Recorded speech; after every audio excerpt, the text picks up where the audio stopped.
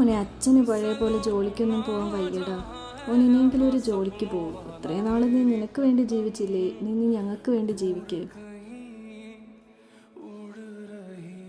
എന്ത് പറ്റിയടാ നിനക്ക്? അവസാനം വരെ നല്ലപോലെ ചെയ്തതാണല്ലോ. ഞാൻ നാട്ടിലേക്ക് പോകണം. നിനക്ക് എന്തുവാടാ പറ്റിയത്? നീ എന്തിനാ ഇപ്പൊ പോകുന്നത്?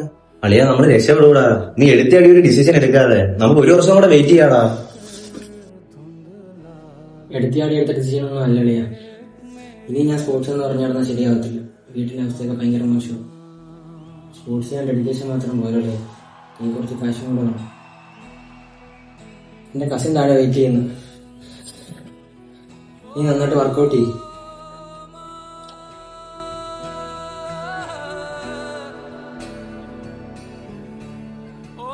ഇപ്പോഴെങ്കിലും നിനക്ക് നല്ല ബുദ്ധി തോന്നിയല്ലേ?